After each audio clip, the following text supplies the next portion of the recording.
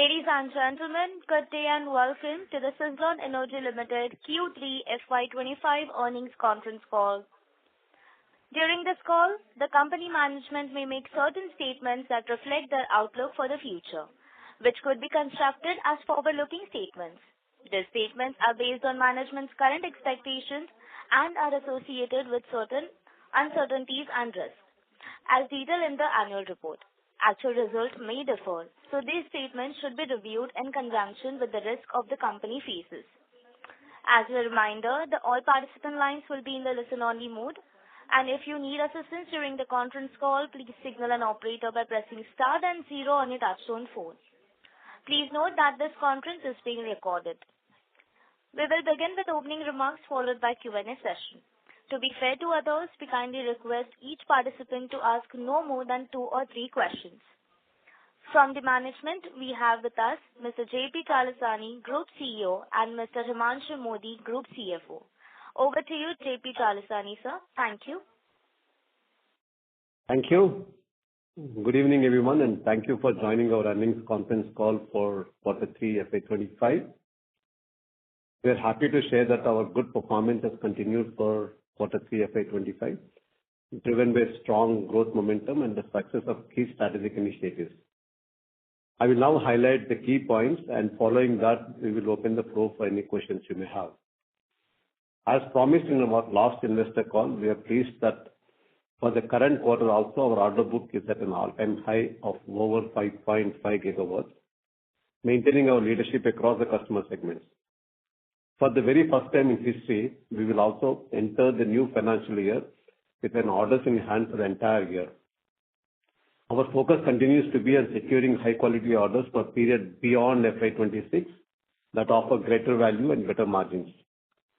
On the manufacturing front, we are extremely happy to announce a significant ramp-up in capacity to over 4.5 gigawatts with revamped Pondicherry and Nashville facilities. Additionally, we have added new blade lines in Madhya Pradesh and Rajasthan, which will increase our production to meet demand for the future. The order book for S144 now exceeds 5 gigawatts, a testament to superior technology and strong customer confidence in Suzlon. This achievement reflects our 29 years of proven track record and a 31% market share in the installed base in India.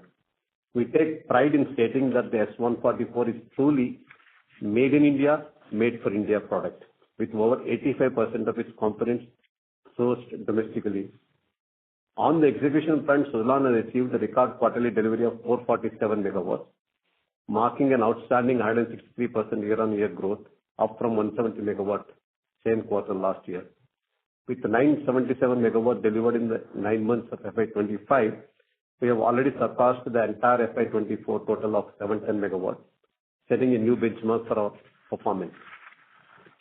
The industry commissioned approximately 2,277 megawatts in first 9 months of FY25, falling short of expectations, primarily due to transmission delays and land-related challenges. However, we see a sizable number of turbines are currently in the pre-commissioning stage to get commissioned in a phased manner.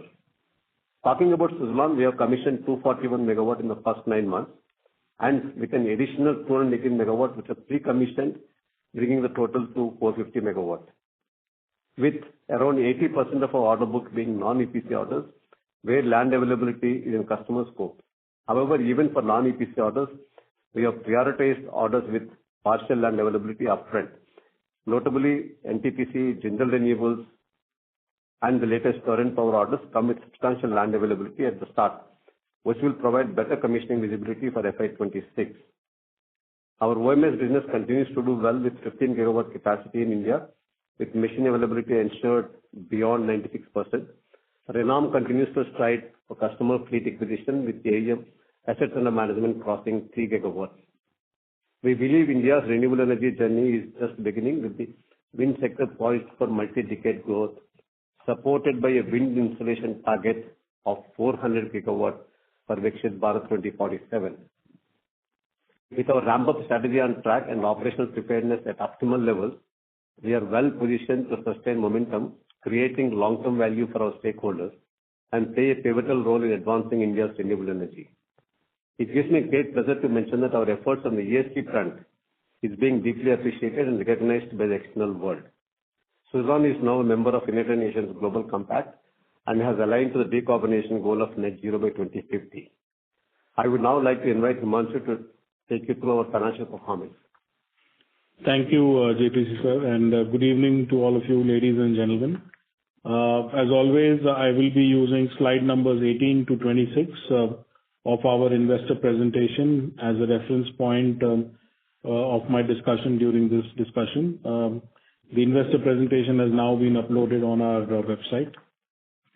With an unprecedented order book of 5.5 gigawatts, we are thrilled to have clear and promising revenue visibility. The timeline for executing this order book is approximately 24 months, setting us up for an exciting and transformative period over the next 2 fiscal years. In Q3 FY25, Suzlon continues its exponential growth trajectory, delivering 447 megawatt, with all financial parameters showing a strong surge YOY and Q-on-Q. In the 9 months of FY25, we have already surpassed all our targets or deliverables that we did for the full year in FY24. On a consolidated basis, Suzlon delivered record performance in Q3 with a revenue of 2,969 crores, which is 91% higher as YOY for the same period. For the WTG segment, our contribution margin has improved to 22.7% for the 9-month period FY25 from 19.4% during the same corresponding period for the prior financial year. Our EBITDA for the quarter 3 is at about 500 crores, which is 102% increase YOY and a 70% jump Q-on-Q, with an improvement in EBITDA margin to 16.8% from 15.9% last year, despite organizational build-up, technological advancements, and a substantial ramp-up in capacity. This we've been able to achieve largely because of the scale and the leverage that we now have with our suppliers due to the scale that of our order book. Quarterly PAT of 388 crores is 91% higher on a year-on-year basis and 93% higher on a quarter-to-quarter basis, which gives us confidence that Suzlon has shifted into high gear on the operational growth following a successful financial turnaround on the balance sheet front nearly a year ago. We are also pleased to report that our balance sheet has further fortified as of December 2024 with a net worth of 4,914 crores and a net cash position of 1,107 crores. Our pioneering business model of offering end-to-end wind energy value chain, fully integrated supply chain, track record of project execution, and best-in-class service cannot be easily replicated, which provides us a very, very strong competitive edge. With that, I'd like to conclude my presentation and open the floor to any queries that the callers may have. Thank you. Thank you very much. We will now begin the question and answer session. Anyone who wishes to ask a question may press star and 1 on the touchtone telephone. If you wish to remove yourself from the question queue, you may press star and 2. Participants are requested to use handsets while asking a question. Ladies and gentlemen, we will wait for a moment while the question queue assembles.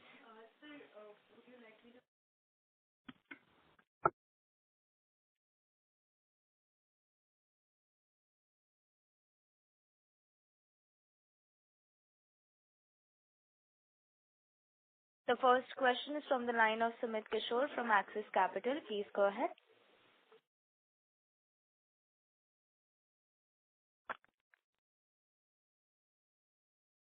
Sumit Kishore, please go ahead with the question. Your line is unmuted.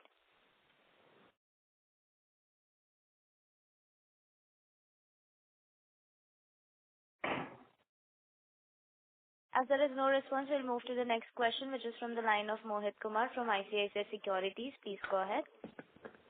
Yes. Good evening, sir. And Good evening. On a very, very good quarter and superb last 24 months, sir. My question is, sir, on the order inflow inquiry. Of course, it has increased 18 months. I'm sorry to interrupt, sir, but you are not audible.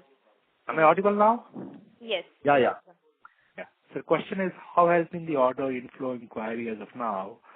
Are we seeing inquiries? Are we seeing inquiry as strong as it has been there in the last 18 months? Yeah, I think it is not last 18 months. What I would say is actually it is increasing from quarter to quarter, the order inquiries as we keep seeing it. So therefore, we see a good traction in terms of order inquiries. And there are obviously, you know, that there are three types of order things. One is C&I segment, which is our strongest point, where we have about 58% mark in our order book share.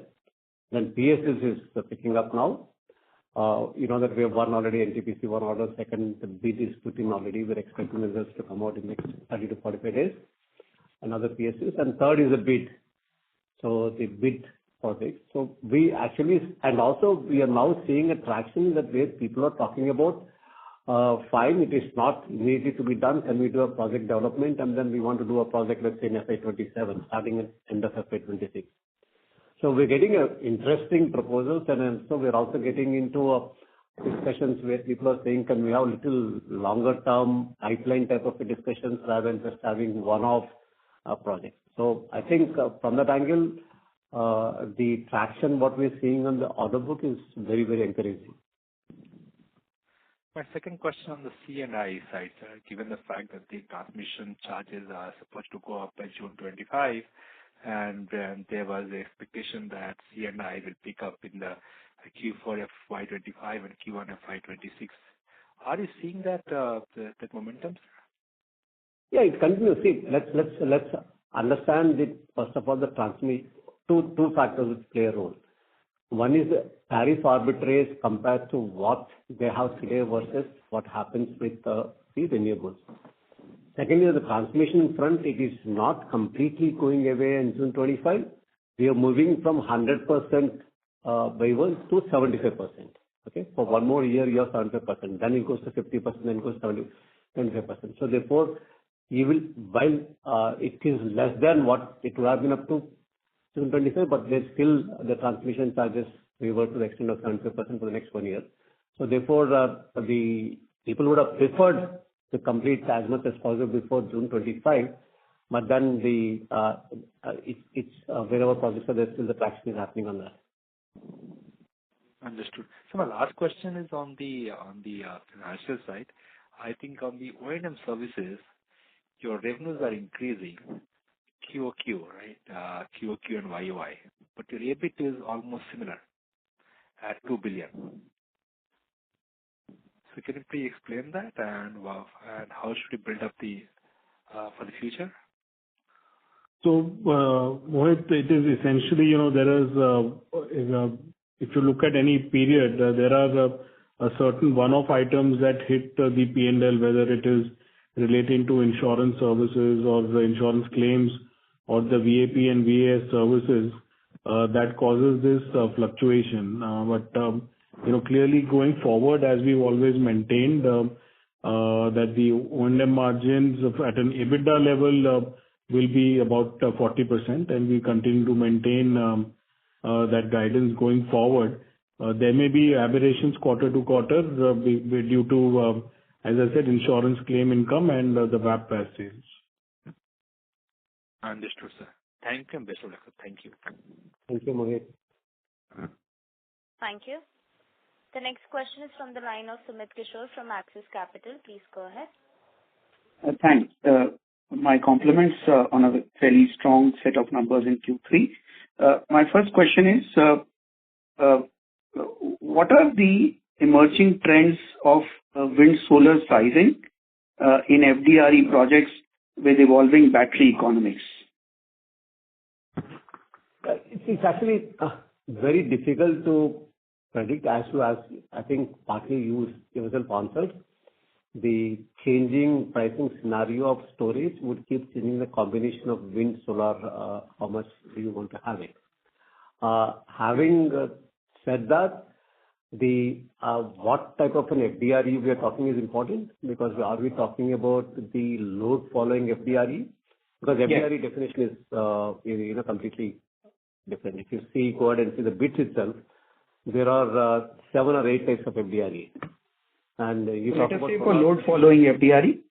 Load following FDRE, see, earlier it used to be like it used to be about 200% of the grid capacity is supposed to be wind. Now people are still talking about 140 to 150%.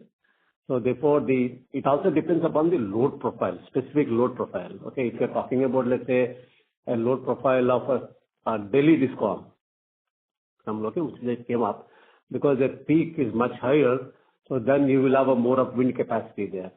And if you're talking about semi-urban type of an FDRE, then you will have a different combination. It's difficult to explain, but it is changing with respect to the storage spacing. But still, the installed capacity required of wind will be more than 100% in any FDRE load following scenario.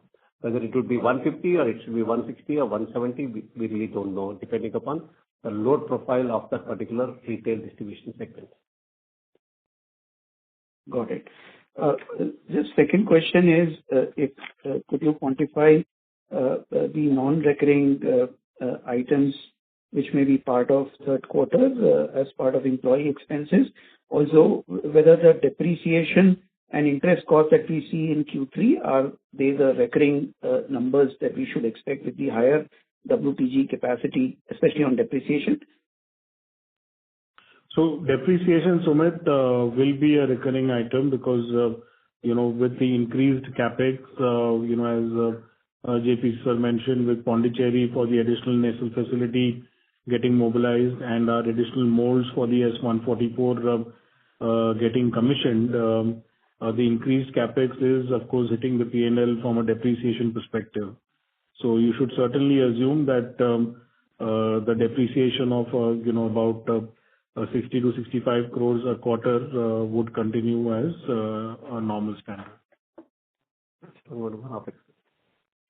Sorry? You talked about one-off expenses in employee. Yeah. So one-off expenses in employee, of course, would largely pertain to ESOP charge. Now, the ESOP charges for Q4 would be the similar as you've seen for Q3. As we step into the next financial year, difficult to say, but as of now, it looks like that the ESOP charge on account of employee expenses as a one-off would reduce for the full year in FY26 as compared to FY25. What has been the number for Q3 on ESOP expenses? ESOP expenses Q3 would be about 32 crores, and for the 9-month, that expense, of course, you can just simply motamodi multiplied by 3, about 83 crores is the 9-month expense on ESOP. Our estimate is 116 crores would be the charge for ESOP for the full year FY25, and that 116 crores would certainly be lower. I can't say by what amount for FY26, but it would certainly be lower. Okay.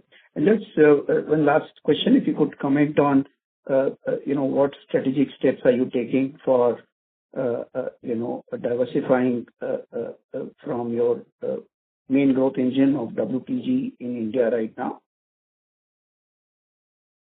See, right now, as you see, there is a huge amount of traction within India. What we are now trying to look at is that how do we actually diversify our business within the WTG as a growth is like, as what we have been talking earlier, we're increasing our activity of advanced development. Okay, so we're getting into those contracts. As we speak today, we do have a contract which we don't announce as part of WTG contracts for about 1100 megawatts for advanced development of projects. And then furthermore, we are entering into. So therefore, what we are trying to do is diversify. I don't know whether you call it as diversification, you call it as a different action, is that what do we need to do that this growth engine would further grow? So, because one of the reasons we are saying is that the commissioning not happening at the required level, that has the pushback on how much can you supply. So we are trying to see that pushback can it be removed or not. That's one area which we are significantly concentrating. We started this year. That will grow big way the next year as well, so that we will not have an issue of a pushback coming on our supplies. That's one area we're doing it. Second area, obviously, we're concentrating is in terms of multi-brand acquisition, in case of Renom. So these two are going to be the major things. But then we are looking at, any probability of exports in case you hit here, but that we're in the process of studying. We're not going to say that there is going to be the action right now planned for the next year, but then we are looking at it. So, saying that, okay, fine, if in India this is what is maximum it can take, then because we have a capacity, is it possible to do it to, let's say, Europe? We don't know what's going to happen. US, I know you have raised questions with that, but I have no answer for that. The Europe and other places, because there are a lot of European manufacturers are significantly exporting from here to Europe. India is the base. Our manufacturing costs are much lower than them. So obviously, if they can do it, we can also do it. But that is more of an incremental capacity over and above what we can sell in India, is what we are looking at. Otherwise, Himanshu, you want to add anything? We don't have any other significant diversions at this stage. Yeah, no, I agree. And, just to further add to my earlier answer, Sumit, and also to Mohit's question for the first question.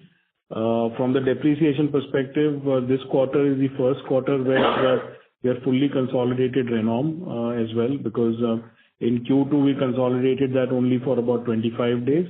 In Q3 is the first quarter where the entire consolidation has happened, and about 8 crores delta in depreciation that you see is on account of Renom. And also to earlier Sumit's question, when you see the OMS segmental EBIT, because Renom as a margin business is lesser than the Suzlon O&M business. So as Renom keeps growing, although it's very small still, so it doesn't make too much of a difference. But as we see the segmental revenue along with Renom, you might see a percentage shrink, but very minimal. Those are my questions. Thank you and wish you all the best. Thank you. Thank you. The next question is from the line of Puneet Gulati from HSBC. Please go ahead. Yeah, thank you so much for the opportunity and congrats on a great order book. So how should one think about this 5 gigawatt order book? Over what period would you expect to deploy this? These are some part of it, obviously, for currently we're executing in Q4 of this year. And the large portion is for FY26 and some of them is FY27. Let's be clear that there these days that you have an order book. When you take the order book, you have a contract schedule saying that this is what is the delivery. But we all know that there are changes happening with respect to the project schedules because maybe the substation got shifted or something else is happening. So there is a constant discussion between us and the clients to the extent of keep modifying the schedule. But the simple answer to your question is that most of this order book is for FY26 and FY27. Possible to give some sense of how big? Residual after Q4. Yeah, possible to get a breakup between Q4 and then maybe FY26? Yeah, I can give a contractual breakup. That's not going to help because it doesn't give you any number of saying that what it is really going to be. Because the contractual number is different, in reality what's going to happen is different. So as we keep approaching quarter to quarter, we will know what next quarter we're going to deliver. Understood. So what it is like I said in my opening comments, first time in the history of Suzlon, we are starting the next financial year with a full order book in position. Right. No, that's very interesting. And in that context, how are you pricing your product where there is uncertainty of, timing of installation FY26, 27? Is there a flexibility in prices that you're keeping or is it a fixed price contract? Two things we do. One is that the steel generally we put as a pass-through because that's a major component for us. Okay. And second, what we say is that our price is valid for X amount of months for the project to get executed. If the supply is for reasons not attributable to Suzlon, if they get delayed, contractually, then obviously we need to sit back and we can't really go up front. We need to sit back and discuss the pricing. These are the two safeguards what we have. So third one, that we've also done for our large A-class components with our suppliers, we've entered into long-term framework agreements. So we know that at least the key critical components Also, we do have in a way, price freeze, and beyond a certain volume, we in fact have a volume discount. Okay. And okay, sorry. So there is a volume discount once you reach a certain number, and before that it's a fixed, like, and in that case, have they given any advance? Is there a risk that these contracts might get canceled if the price discussions don't fructify, or are very firm in nature and there is huge advance? No, we've not given any advance to our suppliers because of the framework agreements. These are mere framework agreements. But, we've kept a fairly large margin of safety in terms of what we can deliver over the next 12 to 24 months vis-à-vis our order. This is now supply chain side. Yeah. Have you received advance from your customers? Yeah. We don't announce any contract unless there is the contract is backed with advance. We don't announce. Right. And last one, and are these all for S144, or is there a plan for an upgrade built into these orders as well? No, all these are for 144 at this stage. So, and of course, there's a small quantum of 8% out of our outstanding order book. 92% is 144 and 8% is for S120. And there is no other model other than these two we are offering in the market today. Understood. And what's in the pipeline? Any thoughts if you can throw on? Yeah, pipeline you always work because the product development cycle is long. So obviously we are working on the next version of the turbine. But depending upon when is the market ready, what happens to 144, we will launch the turbine. Understood. That will be larger than 144, obviously. Got it. Thank you so much. All the best. Thank you. The next question is from the line of Vikram Datwani from Nuvama Institutional Equities. Please go ahead. Good evening, sir. Congratulations on a good set of numbers. Thank you. Two questions from my side. So first is, we've seen order inflow already at 3.5 to 4 gigawatt in this year. The order book is at roughly 5.5 to 6 gigawatt. So at any point, do you think we will get choosy with our order inflow, or can we maintain this order inflow run rate? Because you already have visibility for the next 2.5 years. So do you foresee this kind of inflow going forward, or will we get a little choosy in orders in the next couple of years? No, the moment I say choosy, it looks like we become arrogant. So obviously we're not that way. The customers have a choice and we have a choice. When we discussed about these projects, is that what we look at seriousness of the project is looking at their financial closure, if it is a big PPA is there or not, because all projects what we acquired from the bid, that 21-22%, all of them have a PPA. And then if it is a non-EPC, it's an SI and equipment supply, there's a position of land and the substation is what we look at it.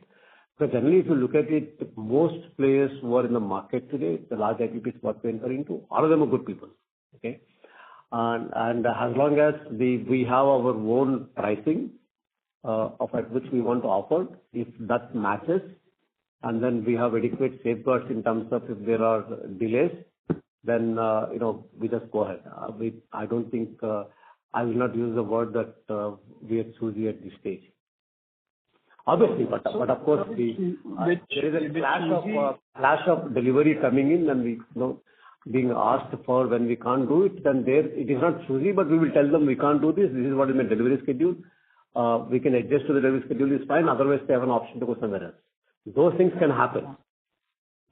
Yes, correct. So I was majorly talking about from the capacity standpoint, like you already that is exactly what I'm saying. Yeah. So therefore, if the delivery schedule is already, we are overloaded during that particular period, then we offer a different delivery schedule to them. We don't say no, we offer a different delivery schedule.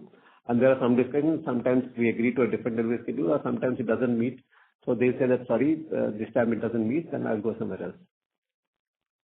Great, sir. Got it. Thank you. But that is again not the word of choosy, but not able to meet the requirement of the client. Yes, I meant it from a capacity point of view. Got it, sir. Yeah, you're right. My second question. You happened that way. You did happen that way. Okay, sir. My second question is on margin sustainability. So, we've had quarters where you've not booked EPC revenues, EPC expenses because installations have been weak. So on a yearly basis, do you have any sustainable margin guidance or any target mix between product delivery and EPC delivery? So on margin, if we look at the contribution margin, for the WTG segment, in the 9 months of this year, we've done about 22.7% for the division for the segment as a whole. Now, clearly, the commissioning, for reasons we've discussed, has been, a little lower. But having said that, as and when the EPC work and the commissioning completes, that margin may slightly come down. So, whilst earlier we've always maintained a margin of late teens, I think, safe to say that, close to 20%, or maybe little over 20% on a consolidated steady state basis, would be the contribution margin. So that is, pretty much, I would say, upping the guidance from a contribution margin perspective by a few percentage points. Got it. Thank you. And any reasonable percentage breakup between product versus EPC that you are targeting? No, we don't. We've not yet started giving segmental split of product versus EPC. We're just, as you know, reporting WTG as a segment. We are not doing the split as of. Okay, got it. That's it from my side. Thank you and best of luck going forward. Thank you. Thank you. The next question is from the line of Amit Bhede from Morgan Stanley. Please go ahead. Hello. Congratulations, sir, on a great set of numbers. Thank you. My first question is with regards to the realization. It comes to around 52 million per megawatt for this quarter. Now, in this, I understand that EPC portion was not there, but then is there any pricing pressure that you're experiencing with a few other, OEMs getting very active in the market? No, there is no pricing pressure whatsoever. In fact, Right. When JP sir mentioned earlier, we don't want to be arrogant in saying no to a certain orders. So clearly the kind of traction that you see with our order book, pretty much there for the next 2 years, there is no reason for us to come under pricing pressure. Neither is we are seeing that from the competition perspective. So this is merely due to slower execution on the EPC front that you're seeing the 52 million, which, as always we mentioned, will be close to about 6 crores. If you take steady state basis, it's about 58 million to be precise. I think it's a notch lower largely because of the slower EPC execution. Right. So 58 million is a good number to work around with, right? And on the contribution margin that you said in the previous question, 20% or a little over it, is that a sustainable guidance or is it only for F25? So as I mentioned, that as we move forward, around, I would say 20% would be one large component, of course, is steel. So depending on where the utility prices move, while that's a large pass-through item, but consistently our endeavor would be to deliver a margin of close to 20%, which we always maintain late teens. So about 20% is what we can consistently do. What you would do, right? Okay. The market has become confident from late teens to 20%. Yeah. That's the only change in guidance. Yes. Got that. And on the previous question, you mentioned that there's around 1,100 megawatts of advanced development projects that you are offering.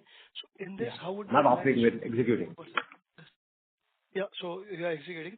So how would the realization differ versus the 58 million for average? No, that is, yeah. Let me. I think I explained in the previous quarter's calls also. It's the development. What happens is that if someone wants to do an EPC project with us, because the land is an issue.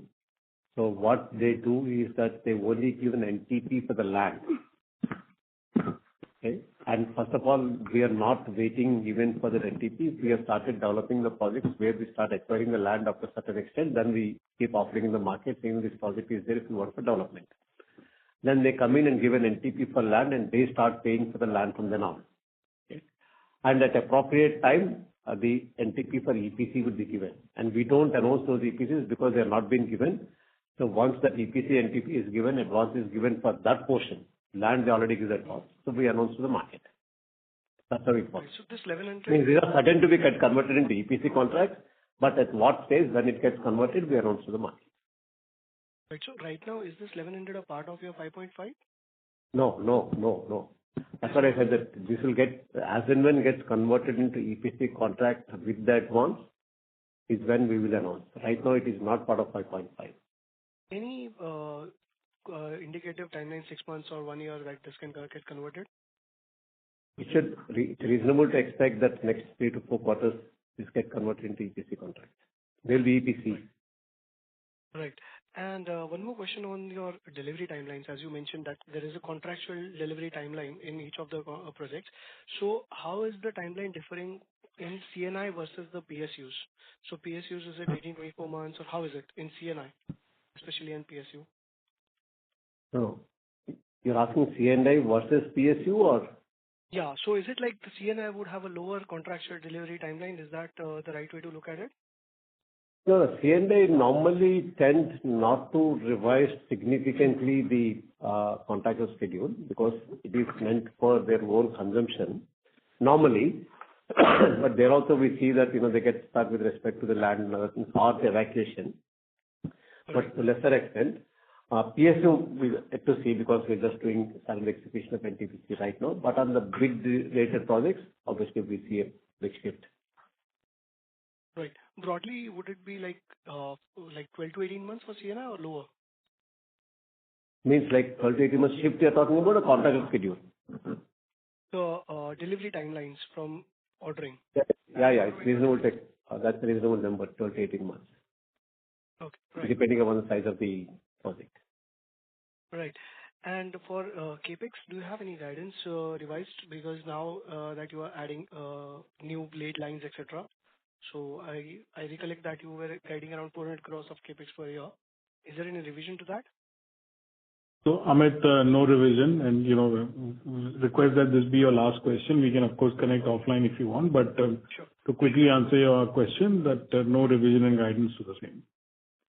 Sure. Yeah. That was my last question. Thank you. Thanks, Amit. We can connect offline. Yeah, sure. Thank you.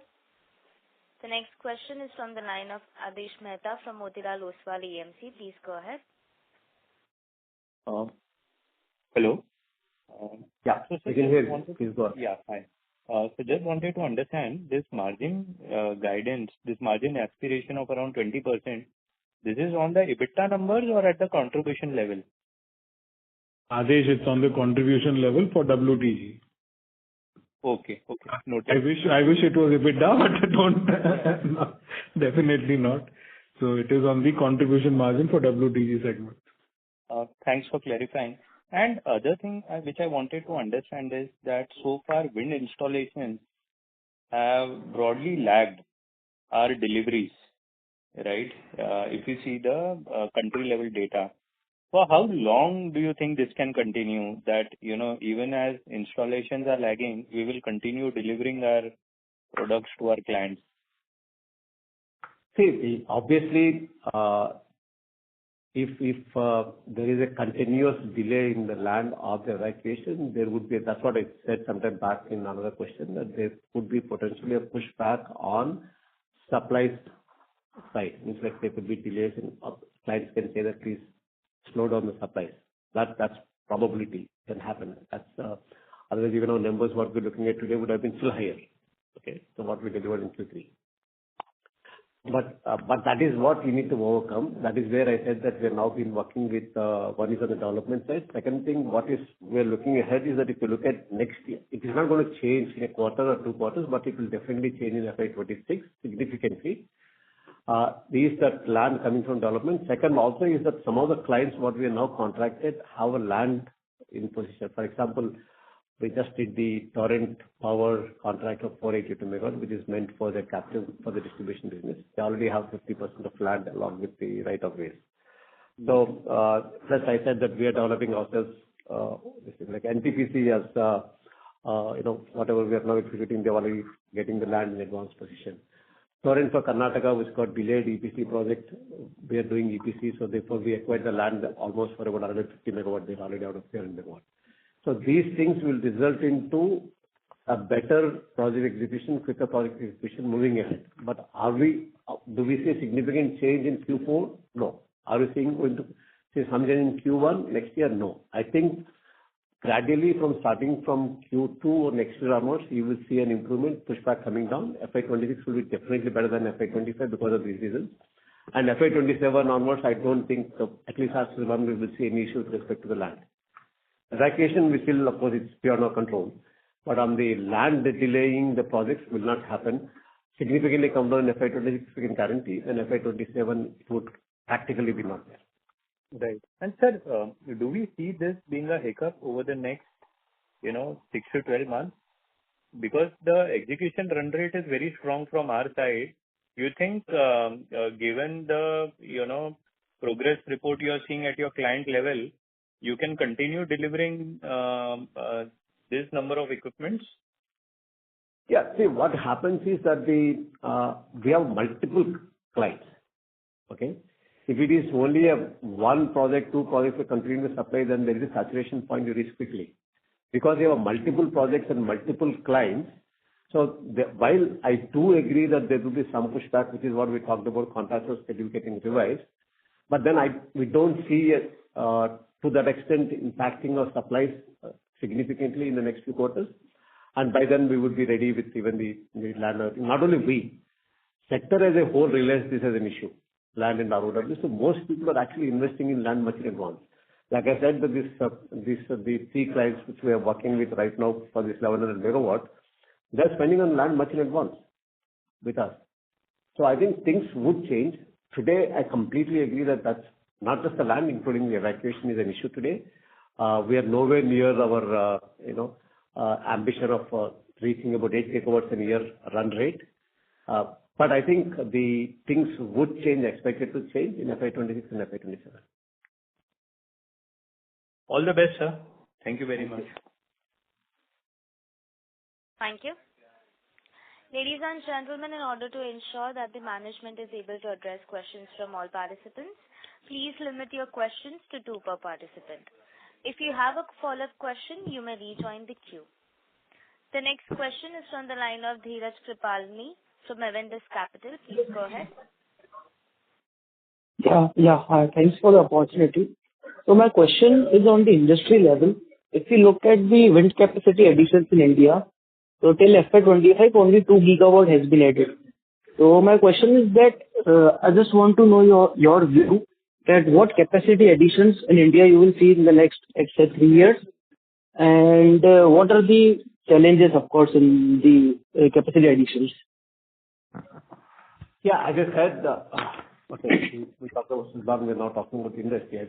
But I also said sometime back that not just we and the other industry players are also working towards reducing the risk of land. Okay? So therefore, this year, we still see, though we're at 2,277, let's say 2.3 gigawatts in first 9 months. It could be anywhere between 3.5 to 4 gigawatts is what we see. There's a large capacity. Like we also have, as I said, as we speak, itself, we have more than 200 megawatts pre-commissioned. Means like it can just get onto the grid any day. So it's available. So other people also have it. So we're still hopeful that 3.5 to 4 gigawatts is what we should achieve this year. And then next year, we should, I think with all the efforts what people are putting, it should be around 6 gigawatts. And then hopefully FY27, at least FY27 onwards, we reach 7 to 8 gigawatts. Okay. Yeah. Thanks for the answer. Thank you. Thank you. The next question is from the line of Arun Kalisan from Geojit Financial Services. Please go ahead.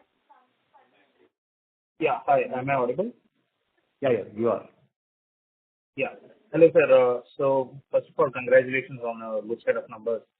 And, I'm still a novice in understanding this industry. So I just wanted to know that, earlier in one of our Concalls, you had mentioned that the capacity addition would be somewhere around 5 to 7 gigawatts in 2026-27 for India in general. And then from then on, it would be around in the range of 10 gigawatts, right?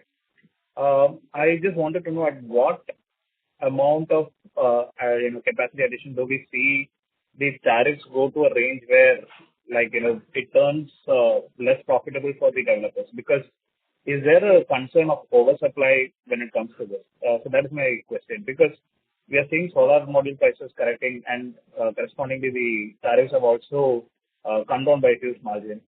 And if that is a risk, then how would we look at negating that?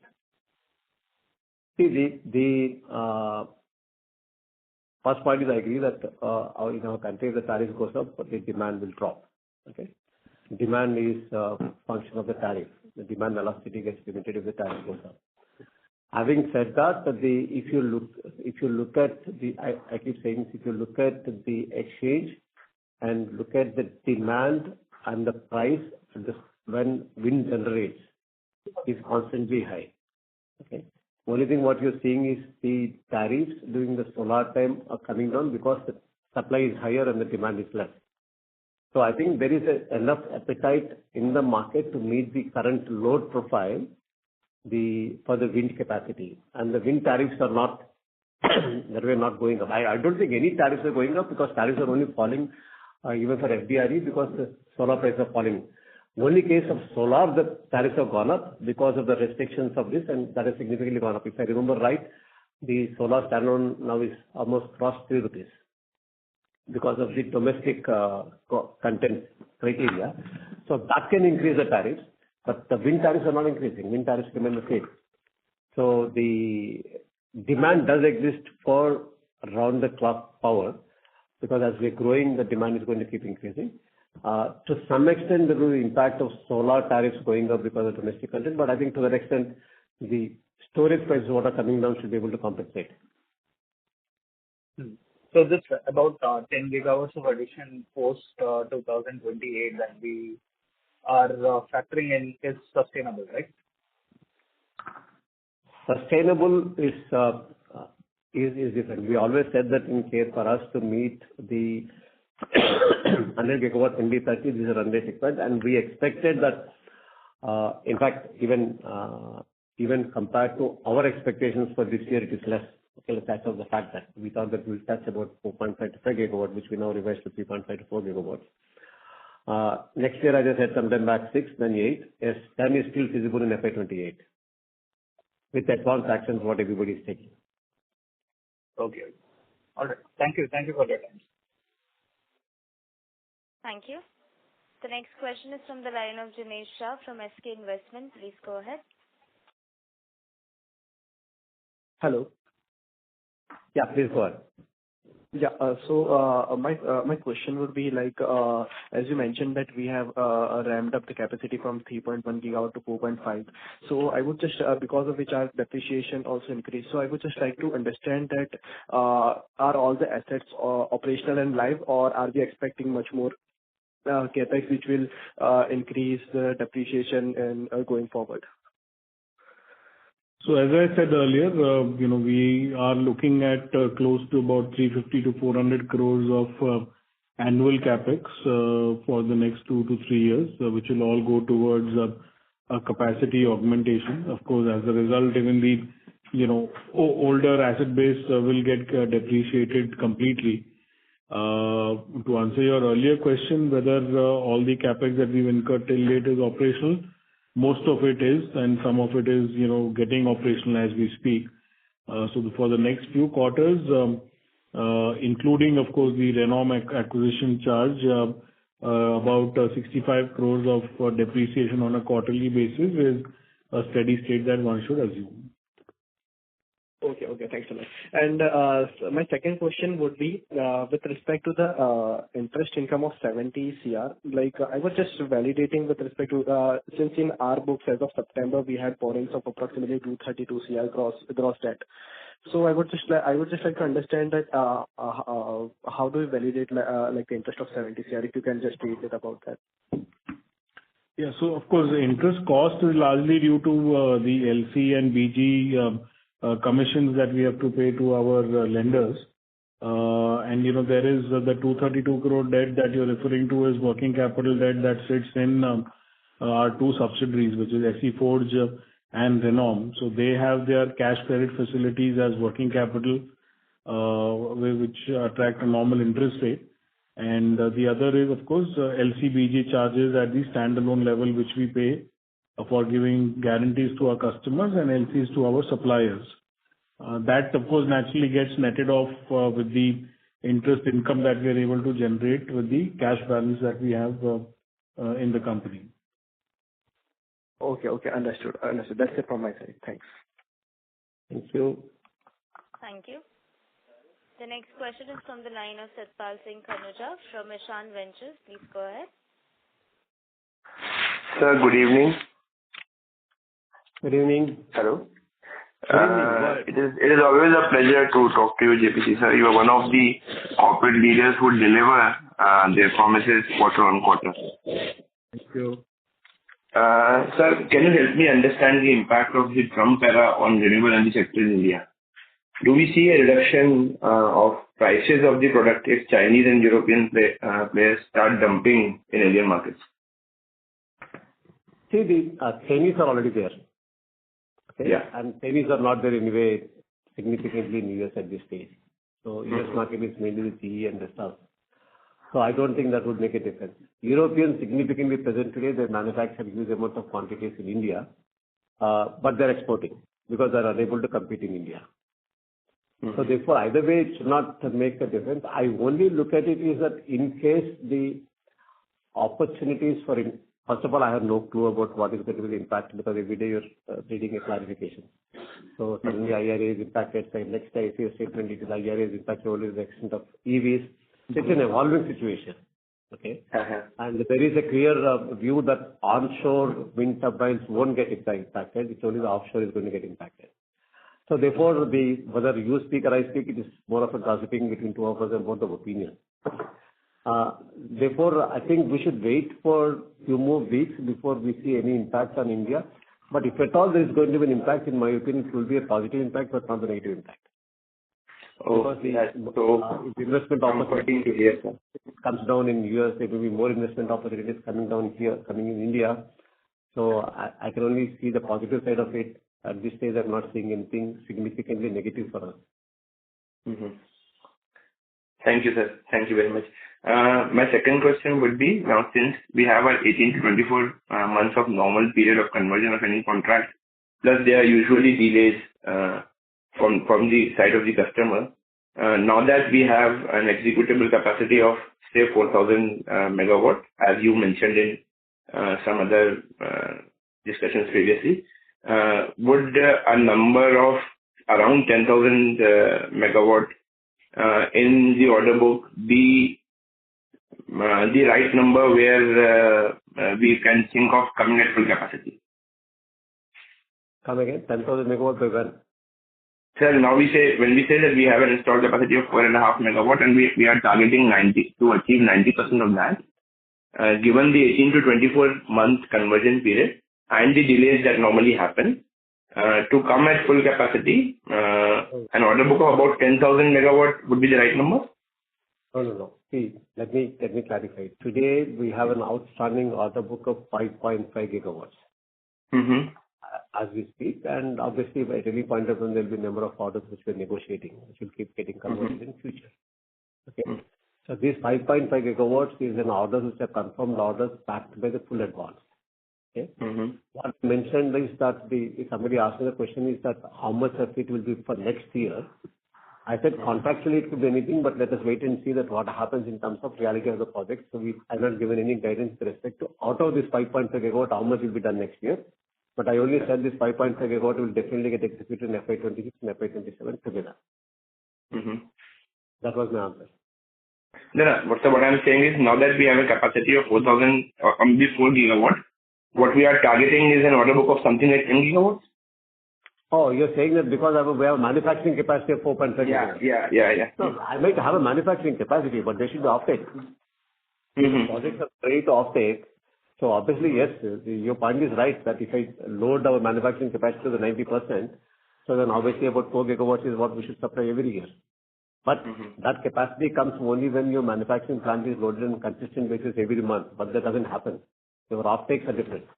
So your project offtake is what decides how much capacity utilization happens. Right, sir. Thank you very much. Yeah, thank you. Thank you. The next question is from the line of Deepesh Kashyap from Invesco. Please go ahead. Yeah, hi. Thank you for taking my questions. So just a clarification on the interest cost of 70 crore. I think last quarter you highlighted that there's a 10 to 11 crore of one-off expenses due to a new contract that you have got, right? So the normal run rate was 44-45 crore of interest cost. So is this 70 crore now a new normal that you think, or if there's any one-off sitting here? No, 70 crores is not a new normal, Dipesh. There is, close to about, of course, in this 15 crores gets added in a quarter because of the One Earth, lease cost that currently that is there, close to about 15 crores a quarter. That will get on a continuous basis, quarter on quarter. In addition to that, there is the Renom working capital cost that is getting added. As I said, Renom has about 120 crores of working capital facilities with it, which they utilize on a cash credit basis. So, of course, whilst we look at optimizing the cost, but we will also look at increased cash balances going forward. So the net interest costs would probably be in the normal region of around 40 crores a quarter, give or take. But that we will manage through, of course, whether increased interest costs or increased interest income, both net basis, we should assume about 40 crores. Understood. Secondly, when do you expect the normal taxation to start hitting your P&L? So I think that, of course, it's very difficult for me to give you any guidance on that, but safe to say that I don't see that hitting us in FY26 at least. Can't say about FY27 at this stage. Understood. And lastly, any plans on utilization of cash? Any inorganic opportunities you're looking at, or any dividend payments you're thinking about? Because now you are a 400 crore plus net worth, right? That's how they have it. So inorganic, of course, we are keep looking out. We'll be very selective. We won't go very aggressive any inorganic opportunities. Any return or payback to the shareholders will, of course, at the time of annual results, will be deliberated and discussed at the board before recommending to the shareholders. We'll, of course, need to see the reserves. So as you know, we have there is a scheme which is impending that requires for reclassification of reserves. So once that is done, is when we can have the dividend paying capabilities. I hope and assume that should be completed. That scheme should go through by June, July. Once that is ready and the business exigency is permitting any dividend payout and the board approving, we would then only be able to recommend the same to shareholders. Great, sir. Great. Thank you and all the best. Thank you. Thank you. Thank you. Thank you. The next question is from the line of Rohan Vora from Envision Capital. Please go ahead. Hello, sir. Thank you for the opportunity and congratulations on the numbers. Thank you. Just wanted to check on the Siemens. Are you still looking at it, or what is the update? I'm sorry to interrupt you, but can you speak a bit louder, Mr. Rohan Vora? Yeah. Is it better? Yes, please. Yeah, please. Yeah. So, sir, just wanted to check around Siemens Gamesa. So what is the update around that, and are we looking at that particular transaction? Obviously, Siemens Gamesa, we will not have an update because that is that company to provide. We are not looking at it. We said earlier also. Absolutely. So are we looking at it? Is what I'm trying to understand. No. We've always been on record. We never changed our stance, so we are not looking at that aspect. Okay. Thank you, sir.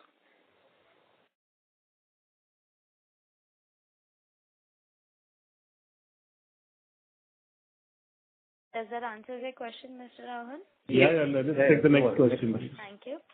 The next question is from the line of Deepak Purswamy from Swan Investments. Please go ahead. Hi, good evening, sir, and congratulations for good set of numbers. Sir, just wanted to check it out eventually when we would be looking at 4 gigawatt of execution on the year-on basis.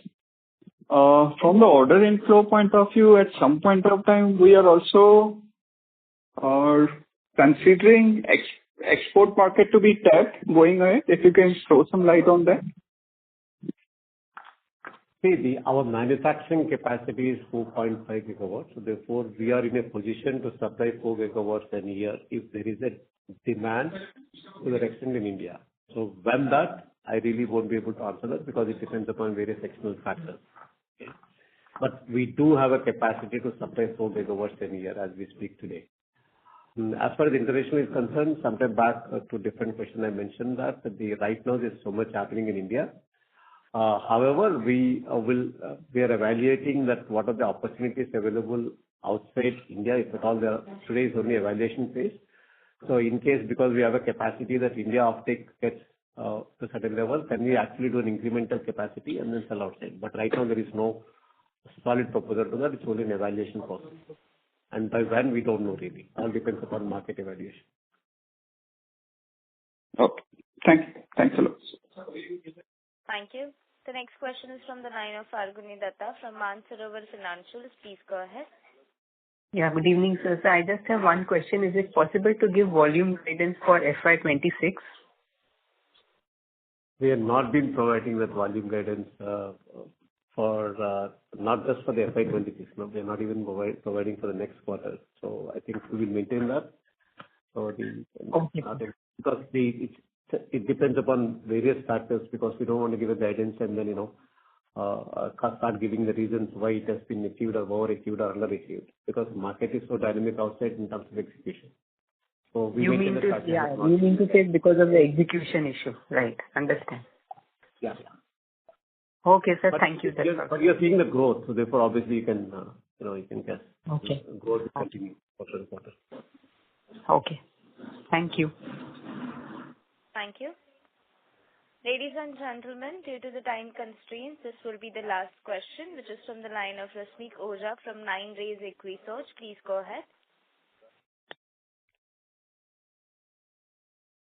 Am I audible? Yes, you are. Please go ahead. Yeah. Sir, I want to check up in next fiscal year, if industry does around 6 gigawatts, can we maintain the market share of 40%, which I think last quarter we were above 40% market share. If you can just give some color on the kind of market share we would retain next year. Can you please come again? So sorry. I just wanted to understand what kind of market share would you be able to retain next year, that's FY26 in industry? Market share of what? The wind WTG.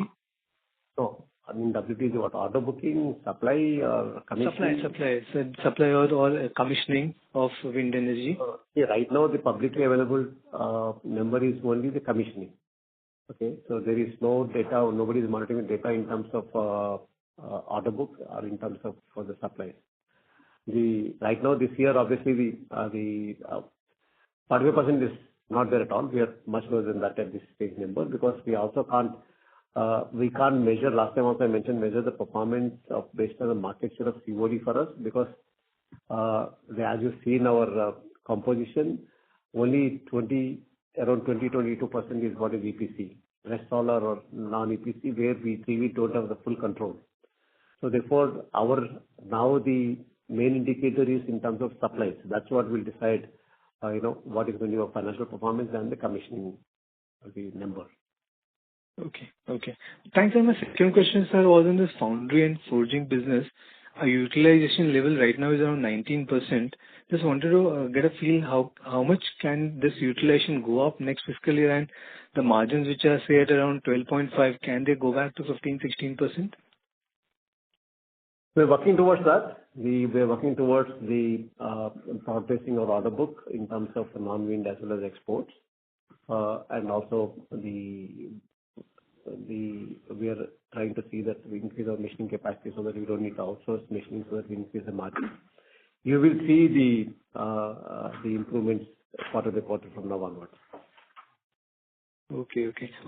Thanks for the opportunity. Thank you so much. Thank you. Ladies and gentlemen, this was the last question for today.